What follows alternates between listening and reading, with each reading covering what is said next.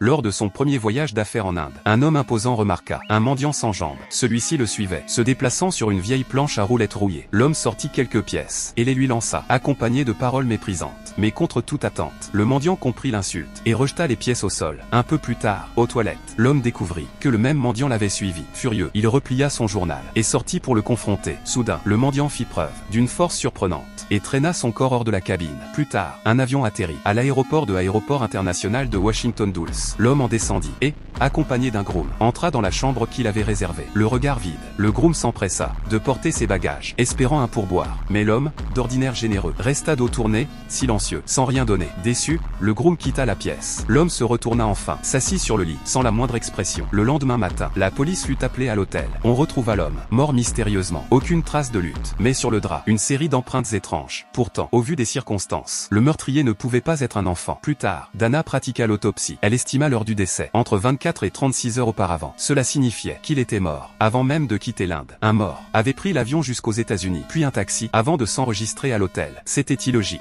Ils contactèrent immédiatement le consulat indien. Ils apprirent que, 3 semaines plus tôt, un homme d'affaires américain était mort dans un hôtel, exactement de la même façon. En consultant le rapport d'autopsie, Dana remarqua un détail troublant. Le poids enregistré était de 108 kg, mais son passeport indiquait 93 kg, 33 kg de différence. Un indice crucial, une pensée terrifiante, lui traversa l'esprit. Et si le meurtrier pouvait entrer et sortir du corps de ses victimes, un parasite clandestin, de la taille d'un enfant, cela expliquerait les petites empreintes. Si l'on pesait le grand homme, son poids aurait sûrement augmenté, de 33 kg lui aussi. Pendant ce temps, à l'autre bout de la ville, un homme au regard vide postulait pour un poste de concierge dans une école. Le proviseur, impressionné par son CV, ignora son attitude étrange. Quelques nuits plus tard, un élève de cette école aperçut un mendiant sans jambes dans sa chambre. Quelques secondes après, il avait disparu. Son père pensa qu'il avait fait un cauchemar. Après l'avoir rassuré, il alla regarder la télévision, sans savoir que, derrière lui, un cri retentit. Jacques accourut hors de sa chambre. Mais son père était déjà mort. À l'aube, Dana et son équipe arrivèrent sur les lieux. Jacques leur raconta qu'il avait vu un petit mendiant se déplaçant à la force des bras. Tous les indices pointaient vers lui. Il était sans doute le meurtrier du grand homme également. La mort du père de Jacques était presque identique. Pourtant, quelque chose troublait Dana. Contrairement aux 2 autres victimes, il n'y avait presque pas de sang. Elle se figea et comprit qu'ils avaient affaire à quelque chose de surnaturel. Dana consulta alors un professeur spécialiste de la culture indienne. Après avoir écouté son récit, il déclara aussitôt: ce mendiant serait un ascète indien. Certains possèdent des pouvoirs mystiques.